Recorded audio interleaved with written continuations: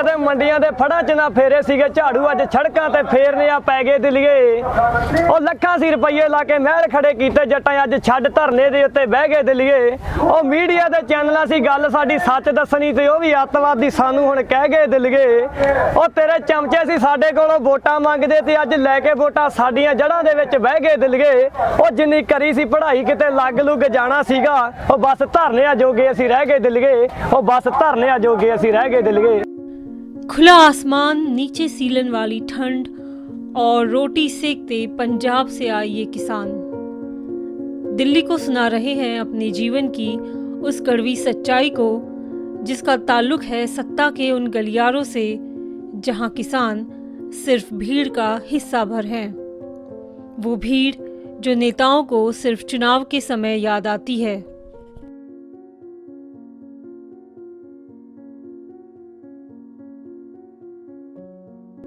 दिल्ली के अलग अलग बॉर्डर्स पर पिछले कुछ दिनों से किसानों का एक जुगाड़ शहर बसा हुआ है, इस उम्मीद में कि उनके दिल की आवाज कभी तो पहुंचेगी उन हुक्मरानों तक जो देश का भविष्य लिखते हैं। पर सच चढ़दे सूरज दी लाली वांगा जिसनू कोई कतल नहीं कर सकता, जिसनू कोई भी कतल नहीं कर सकता।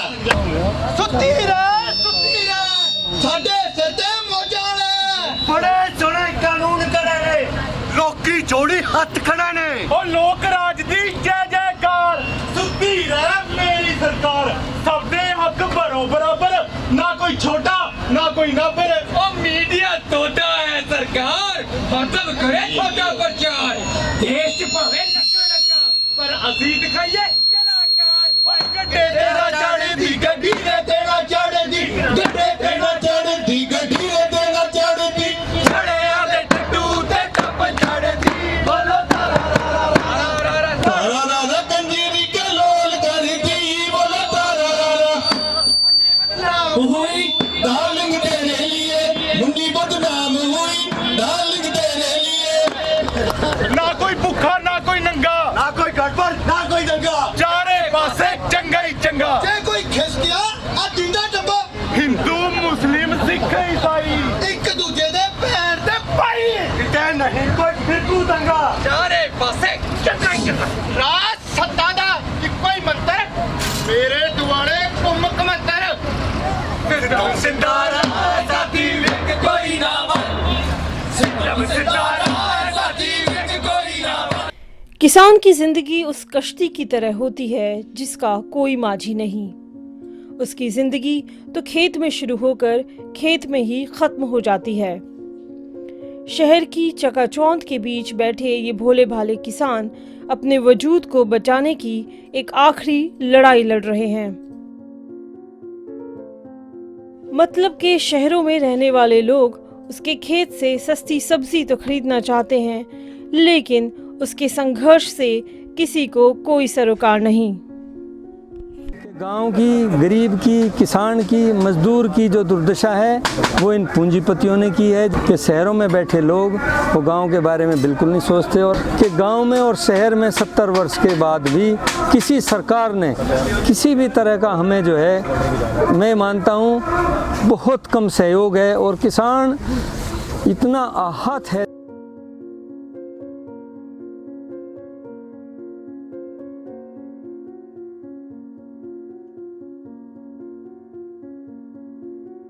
केंद्र की मौजूदा सरकार कहती है कि हम किसानों की आर्थिक आज़ादी का इतिहास लिखना चाहते हैं। सरकार 3 नए कानून लाई है और वो अब किसानों को खुले बाजार की व्यवस्था से जोड़ना चाहती है। अब खेती में नए कॉरपोरेट घराने आएंगे जिससे किसानों की आय दुगनी और चौगुनी हो जाएगी। आज हर किसान को ये पता है कि उसकी उपज का सबसे अच्छा दाम कहां मिल सकता है।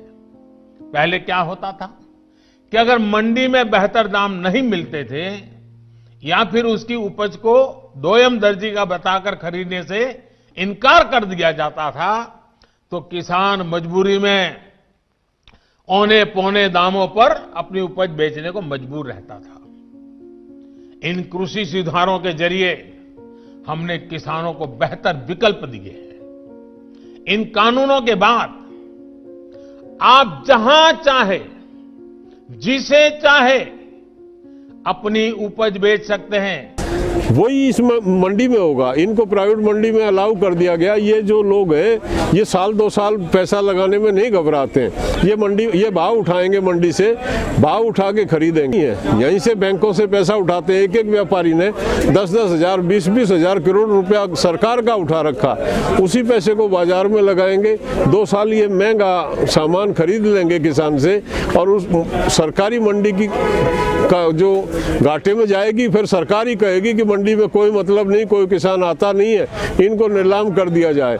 यही जो बड़े पूंजीपति इन मंडियों को खरीद लेंगे, फिर शोषण शुरू होगा, फिर खेल शुरू होगा। ये किसान को अंदेशा नहीं, यकीन है इस तरह का। ये बड़ी दुखद बात है कि आज़ादी के 75 सालों के बाद भी हमारे किसान MSP यानी फसल के न्यूनतम समर्थन मूल्य को लेकर संघर्ष कर रहे हैं। वर्ष 2014 में WTO का दबाव हमारा कई वर्षों से हमारे देश के ऊपर है कि भारत के किसानों की उपज समर्थन मूल्य पर क्रय ना की जाए। लगातार बैठकें होती गई। 2015 फरवरी माह में जो बैठक हुई, जिसमें वर्तमान सरकार के मंत्री जी ने हस्ताक्षर कर दिए, और ये सारी योजना 16 लाख करोड़ का जो एग्रीकल्चर का व्यवसाय है इस देश में, जब कॉरपोरेट को ये पता चलता है कि सरकार कौन से फैसले ले रही है, तो वो अपने हिसाब से व्यापार की मंशा करता है। सरकार किसानों को खुशहाल बनाने का एक सुहाना सपना बेच रही है। हक लवांगे एक के नाल, एक के नाल, एक के नाल, हक लवांगे एक के नाल, एक के नाल, एक के नाल, मोदी सरकार मुर्दाबाद, मुर्दाबाद, मुर्दाबाद। लेकिन किसान इसे डरावना कहकर नकार रहे हैं।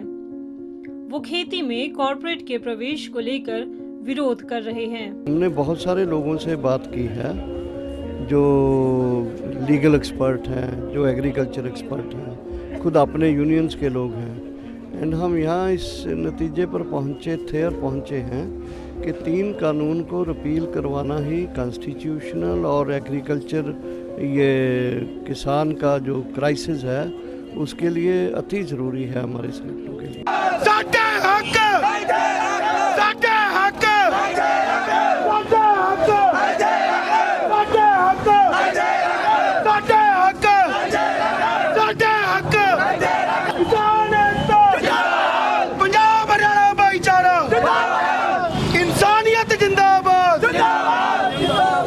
लड़ाई कॉर्पोरेट बनाम किसान है। सरकार ने जो भी कानून में इनमें लेके आई है, उसमें सारा फायदा कॉर्पोरेट का है, किसान का नहीं है। हमने ये मान लिया है कि ये हमारे जो एग्जिस्टेंस की, सर्वाइवल की लड़ाई है। अगर इस लड़ाई को आज हम चूक गए तो निश्चित तौर पे किसानी और किसान खत्म होगा इस देश में।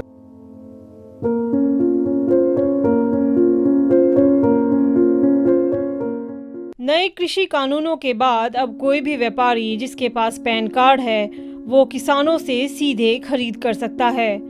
अब न व्यापारियों को रजिस्ट्रेशन कराने का झंझट है और न उन पर टैक्स का कोई प्रावधान।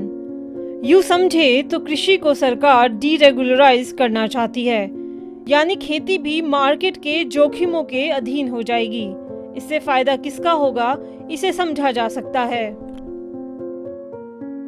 MSP को बिल सा अलग रखा कि कोई भी व्यापारी आएगा MSP से नीचे पे वो खरीद करेगा, और जो एक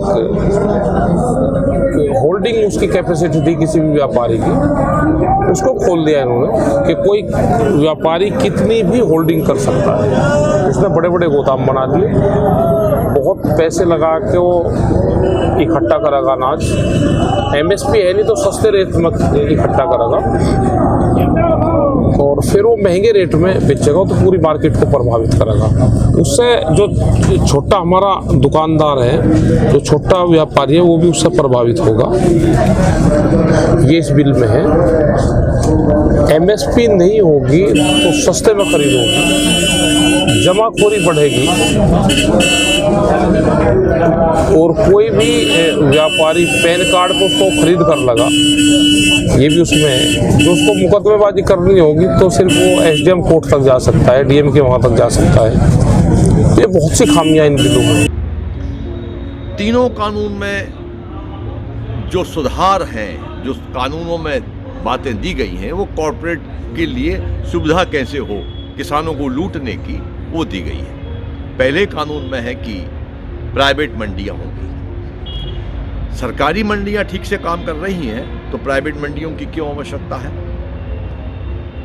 प्राइवेट मंडियों में जो व्यापारी होगा, प्राइवेट तौलकाटा होगा, तलावटी प्राइवेट होंगे, 3 दिन बाद पेमेंट मिलेगा। व्यापारी को लाइसेंस आवश्यक नहीं है। क्यों नहीं है? मध्य प्रदेश में 90 केसेस हो गए हैं जिसमें व्यापारी किसान का माल लेके भाग गया है और 5 महीने हो गए हैं ना एसडीएम और न कोई कलेक्टर को पैसे नहीं दिला पाया, भुगतान नहीं हो पाया है। तीनों कानून में एक ही बात है कि हम सिविल कोर्ट नहीं जा सकते। एक कौन सा तुगलकी कानून? भारत का संविधान भी ये नहीं कहता है कि हम कोर्ट नहीं जा सकते। हम कोर्ट नहीं जा पाएंगे, एसडीएम के यहाँ जाएंगे या कलेक्टर के पास जाएंगे। सरकार मंडियों के आड़तियों से किसानों को आजाद कराना चाहती है, जिससे किसानों को उनकी उपज का सही दाम मिल सके। वहीं किसान परेशान हैं कि मुनाफे के लिए व्यापार करने वाली कॉरपोरेट कंपनियां जब किसानों से सस्ते में खरीदकर अपने ब्रांड के नाम से वही सामान महंगे दामों पर उपभोक्ताओं को बेचेंगे तो इससे किसानों को क्या फायदा होगा? उसके पास अगर 4 लाख मीट्रिक टन गेहूं है, वो मेरी फसल के टाइम पे, किसान की फसल के टाइम पे उसको बाजार में रिलीज कर देगा। 2000 का भाव सीधा जो है 1200-1300 पे आ जाएगा। जैसे ही फ्लो आएगा बाजार में सरप्लस का, भाव डाउन हो जाएगा, वो 1100 रुपये में हमसे खरीद लेगा और जिस दिन उसके गोदाम भर जाएंगे वो ताला लगा के बैठ जाएगा और वो कहेगा मैं 5000 में बेचूंगा। बहुत वस्तुओं के साथ होता है, बहुत वस्तुओं के साथ होता है। सीजन पे वो भर लेते हैं और सीजन के बाद वो उसका ताला लगा देते हैं और फिर वो अपनी मार्केट के हिसाब से, उनका सर्वे होता है, उनके पास पूरा ढांचा है, उनका इंफॉर्मेशन होती है कि रिक्वायरमेंट कहाँ, कितने दिन रोकना, कब रिलीज करना, साइंटिफिक डाटा बना के काम करते हैं वो लोग। किसान तो है नहीं, वेल फाइनेंस्ड है, ऑर्गेनाइज्ड है। तो इससे हम तो मरेंगे जो पैदा कर रहे हैं। हमको तो वो फ्लो फसल पे करके मार देगा, लेकिन उपभोक्ता भी मरेगा देश का। इस देश का उपभोक्ता चुप है। हम आंदोलन हम कर रहे हैं। अगर सही मायने में विचारवान होते लोग या स्वार्थी नहीं होते तो शहर के लोगों को आज हमसे पहले खड़ा होना चाहिए था। जो हमारा पक्की मंडी है ना, पक्की मंडी बोर्ड बना हुआ हमारा पंजाब सरकार का, वो पक्की मंडी है हमारी। एमएसपी हमको मिलता है। ये हमारे को कोई टैक्स नहीं दे रही सरकार, लगा रही प्राइवेट मंडी पर कोई टैक्स नहीं है। वो हमारे को 1 साल 2 साल 100 रुपये फालतू दे देगी पर क्विंटल। उसके बाद फिर जब हमारा मंडी टूट जाएगा उसके बाद तो हमको कोई पूछेगा नहीं। फिर जैसे बिहार में अब जीरी, यूपी में, बिहार में 900 रुपये क्विंटल बिकता है। हमारा पंजाब में भी आकर बिका है, वहाँ से हमने पकड़ा है बहुत ट्राला। इसलिए हमने प्राइवेट मंडी नहीं चाहते। कोई भी नहीं चाहता प्राइवेट चीज़ कोई भी है। स्कूल जहाँ सरकारी थे जहाँ ठीक था, जब प्राइवेट आ गए सरकारी बंद हो गया। बसा है ये भी जब सरकारी आ गया, प्राइवेट आ गया, सरकारी बंद हो गया। सरकारी को पूछता है, अस्पताल है जो सरकारी है, जब प्राइवेट आ गए सरकारी फेल हो गया। 2 ही फसल, एक झोना है एक कणक है। एमएसपी में दोनों मिलता है। बाकी को तो जो इसने 18-20 जो फसल दी है एमएसपी में, वो तो कोई बिकता नहीं है, लेते खरीदता नहीं है सरकार कोई भी। पहले सूरजमुखी था वो नहीं खरीदता, वो हमने बंद कर दिया। अब मक्की है, मक्की अब 600 रुपये बिक रहा है। ना किसकी गारंटी हो नहीं, पैसा कहाँ से देंगे हम? पैसा ये सब सरकारी का है, इसको साल उम्मीद तो है कि पैसा मिल जाएगा, आज नहीं तो कल। ये जो प्राइवेट है इसका क्या पता आधार कार्ड पर खरीद के कहाँ चले जाएगा, कहाँ ढूंढेंगे हम पंजाब से। जिन किसानों के पास खेती के संसाधनों की कमी है उनके लिए सरकार कॉन्ट्रैक्ट फार्मिंग का विकल्प लाई है। हम गांव के रहने वाले, गांव से ही हम खेती कर रहे हैं। खेत हमारा नज़दीक, हमें किराया नहीं देना, मकान का किराया नहीं हम दे रहे, पशु हमारे घर में। हम खेती कर रहे हैं उसमें जो फसल पैदा हुई उसको बेच रहे हैं और हम बेच के भी नुकसान में हैं। वो बाहर का आदमी आएगा, वो गाड़ी लेकर आएगा, किराए पर मकान लेगा, वहाँ से खेती करेगा, उसको वो बेचेगा। वो कौन सा फार्मूला है उनके पास में कि उसको उससे आमदनी होगी? फार्मूला भारत सरकार हमको भी बता दे। जो कॉन्टेक्ट कर रहे हैं अभी खेती में, हम लोग पंजाब में भी देख रहे हैं, मध्य प्रदेश में भी देख रहे हैं कि अगर दाम गिर जाते हैं, मान लीजिए आलू हमने रखा और दाम गिर गए तो कंपनी मना कर देती कि वो साइज का माल नहीं, हम नहीं लेंगे। तो ऐसी स्थिति में हजारों लाखों शिकायतें आ रही हैं जहां पर भी कॉन्ट्रैक्ट के तहत खेती की गई है और वो भाग जाते हैं कि हम माल नहीं लेंगे आपका। हमसे एग्रीमेंट कराकर वो बैंकों से कर्जा लेते करोड़ों रुपया कि हमने इतने 1000 एकड़ में के लोगों से कॉन्ट्रैक्ट लिया है, हमको लोन दिया जाए। हमारे पास रिकॉर्ड है कि कौन सी बैंक से कितना कर्जा इन्हें लिया है और कर्ज भी खा जाते हैं, बैंक से भाग जाते हैं। बिहार में 2006 में एपीएमसी यानी सरकारी मंडियां समाप्त कर दी गई थी और किसानों को खुले बाजार से जोड़ दिया गया था। लेकिन अब सवाल ये उठता है कि क्या ये एक्सपेरिमेंट वहां के किसानों को बदहाली से निकालने में सफल रहा? उनका 2006 से समर्थन मूल्य पर कोई फसल नहीं बिकी, उससे आधे से भी कम में जब बिकने लगी तो वो बहुत कर्जदार हुए और किसान बड़ी संख्या में खेती छोड़ दी और मजदूर बन गया। आज बिहार का मजदूर बहुत मेहनत करता है, पंजाब, हरियाणा, मध्य प्रदेश, गुजरात में जाता है। तो ऐसा क्या बिहार में हो गया अचानक कि बड़ी संख्या में मजदूर वहां से आने लगे? किसान और कॉरपोरेट हमारी अर्थव्यवस्था के दो अलग किनारे हैं। इन्हें जोड़ने की कल्पना तो ठीक है, परंतु हकीकत में दोनों के बीच अविश्वास की गहरी खाई है।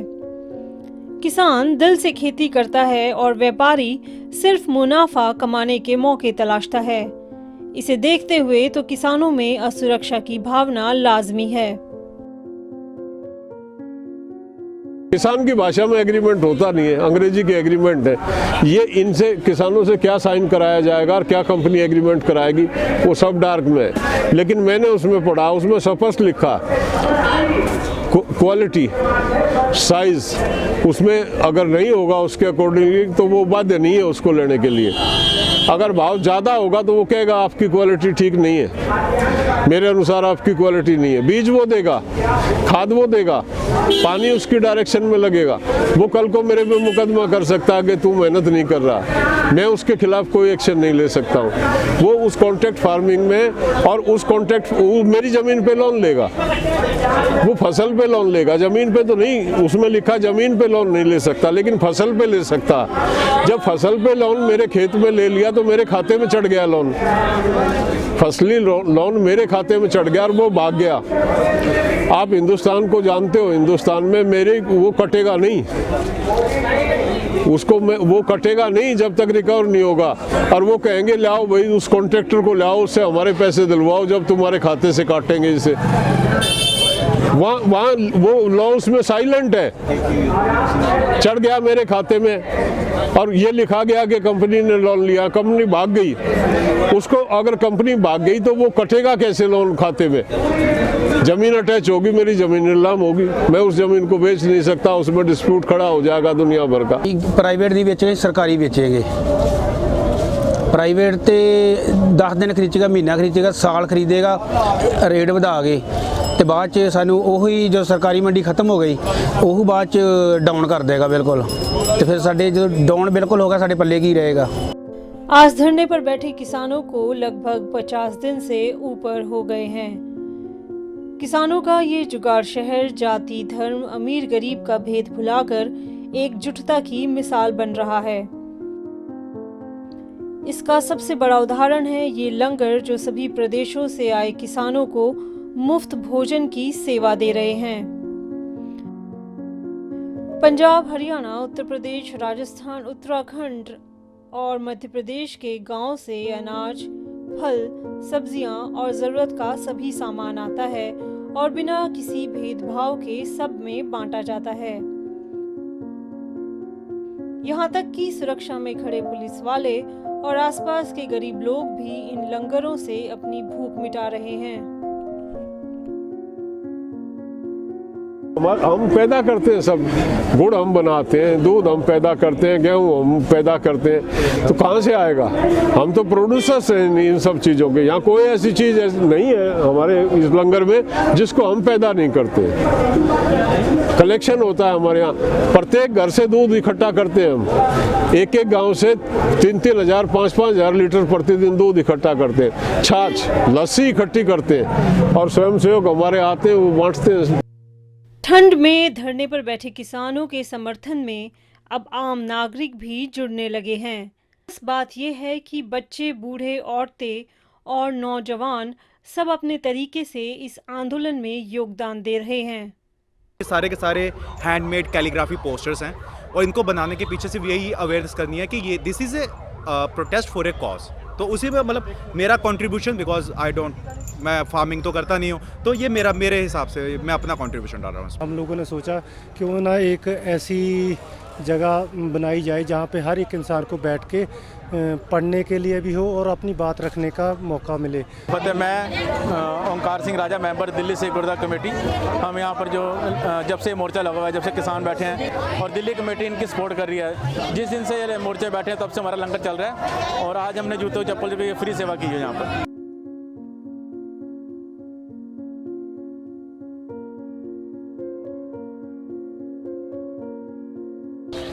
ਤੇ ਇੱਥੇ ਅਸੀਂ ਦੇਖਿਆ ਸੀ ਕਿ ਬਹੁਤ ਪ੍ਰੋਬਲਮ ਹੈ, ਸੌਣ ਦੀ ਬਹੁਤ ਪ੍ਰੋਬਲਮ ਆ ਤੇ ਕਬੱਡੀ ਵਾਲੇ ਵੀਰ ਸਾਰੇ ਰਲ ਕੇ ਅਸੀਂ ਇੱਥੇ 1000-2000 ਬੰਦੇ ਦਾ ਸੌਣ ਦਾ ਪ੍ਰੋਗਰਾਮ ਕੀਤਾ ਆ ਤੇ ਰਾਤ ਨੂੰ ਵੀ ਛੋਟੇ ਬੱਚੇ, ਬਜ਼ੁਰਗ ਤੇ ਬੀਬੀਆਂ ਸਾਰੀਆਂ ਇੱਥੇ ਰਾਤ ਨੂੰ ਆਉਂਦੀਆਂ, ਉਹਨਾਂ ਦਾ ਅਸੀਂ ਮੈਨੇਜ ਕਰਦੇ ਹਾਂ। बस ठंड में आपको पता है कैसे रहते हैं बच्चों को छोड़ के, तो हम मोदी को हरा के जाएंगे, ऐसे नहीं जाएंगे।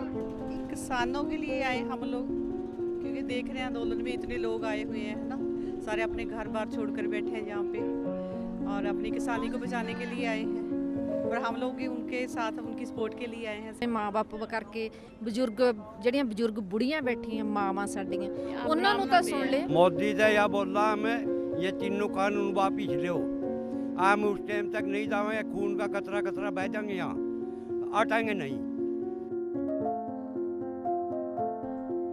गुरु की फौज कहे जाने वाले निहंग भी अब अपने किसानों को तकलीफ में देख उनके साथ आ खड़े हुए हैं।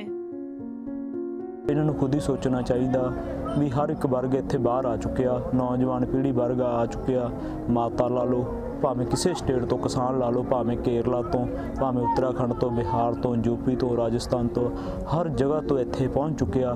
ਭਾਵੇਂ ਉਹ ਮਜ਼ਦੂਰ ਹੈ, ਭਾਵੇਂ ਕੋਈ ਆੜਤੀਆ ਵੀਰ ਹੈ, ਭਾਵੇਂ ਮੁਸਲਮਾਨ ਵੀਰ ਹੈ, ਭਾਵੇਂ ਹਿੰਦੂ ਵੀਰ ਹੈ, ਭਾਵੇਂ ਕੋਈ ਈਸਾਈ ਹੈ, ਭਾਵੇਂ ਪੰਡਤ ਹੈ, ਭਾਵੇਂ ਕੋਈ ਹਿੰਦੂ ਧਰਮ ਦਾ ਵਿਦਵਾਨ ਹੈ, ਹਰ ਇੱਕ ਵਿਦਵਾਨ ਵੀ ਇੱਥੇ ਪਹੁੰਚ ਚੁੱਕਿਆ। ਕਹਿਣ ਦਾ ਭਾਵ ਇਹੀ ਹੈ, ਸੈਂਟਰ ਦੀ ਸਰਕਾਰ ਨੂੰ ਸਮਝਣਾ ਚਾਹੀਦਾ ਹੈ ਵੀ ਇਹ ਕੋਈ ਖਾਲਿਸਤਾਨ ਦੀ ਲੜਾਈ ਨਹੀਂ ਹੈਗੀ, ਜਾਂ ਇਹ ਕੋਈ ਅੱਤਵਾਦ ਦੀ ਲੜਾਈ ਨਹੀਂ ਹੈਗੀ, ਜਾਂ ਕੋਈ ਟੈਰਰਿਸਟ ਦੀ ਲੜਾਈ ਨਹੀਂ ਹੈਗੀ।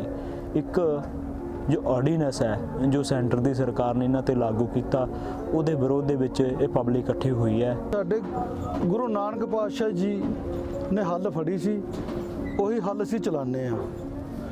ਉਹ ਹੱਲ ਚਲਾਉਣ ਦੇ ਕਾਰਨ ਕਿ ਜੋ ਸਾਡੇ ਅੱਗੇ ਸਾਡਾ ਬੀਜਿਆ ਉਹਦਾ ਸਾਨੂੰ ਮਿਲਦਾ ਨਹੀਂ ਕੁਝ ਵੀ, ਉਹ ਮਿਲਣ ਕਰਕੇ ਕਿ ਜੋ ਸਾਡਾ ਕਿਸਾਨ ਹੈ, ਅਸੀਂ ਆਪ ਖੁਦ ਕਿਸਾਨ ਆ, ਅਸੀਂ ਤੰਗ ਆ।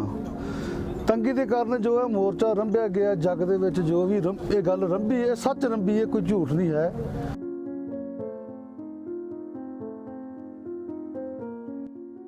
जिस समय महाराज जगनग ने एक बात कही महाराज पृथ्वीराज से कि चिंता पता रे मामा ने सुना दिल्ली का शब्द वेद चौहान,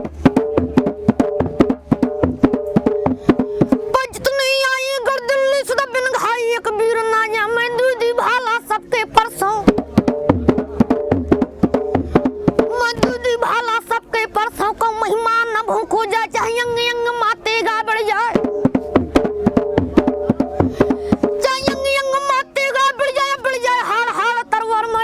हटियों ना पीछे का मुरी माता का दूध हराम।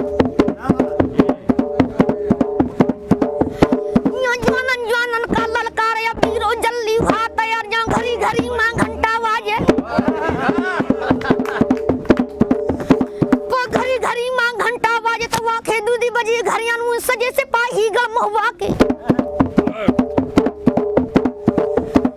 सजे से पाही गल महुआ के कमर बांध बांध तरवार।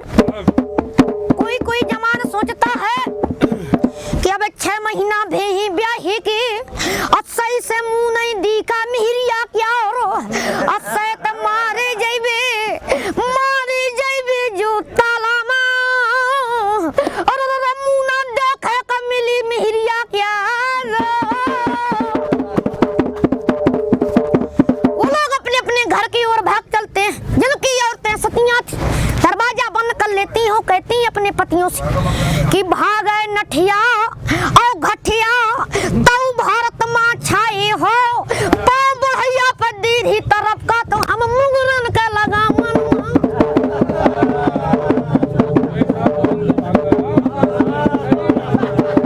सोचे बहादुर पे मन अपनी मां नहीं मां कर बिचाओ कि दिल्ली से अगर कोई हार कर लड़के जाएगा तो जो घर की औरतें हैं दरवाजा बंद कर लेंगी और फुटन से पिटेगी तुम्हें। ये कह रहा है यही तो है ना। हाँ, सुटन तो दरवाजा तो औरतें बंद कर लेगी और सुटन से पिटाई होगी तुम्हारी। अगर यहाँ से डर के भाग गए, अगर शहीद होना तो यही होना। सर्दी की रात में सड़क पर सोना किसी तपस्या से कम नहीं। किसानों का ये संघर्ष चुनौतियों से भरा है। इस दौरान कई किसान अपनी जान भी गंवा चुके हैं। सरकार से बातचीत का दौर चल रहा है पर अभी तक कोई नतीजा नहीं निकला। दिल्ली में बैठे किसान ठान चुके हैं कि हार कर घर वापस नहीं जाएंगे, चाहे रास्ता कितना भी कठिन क्यों ना हो।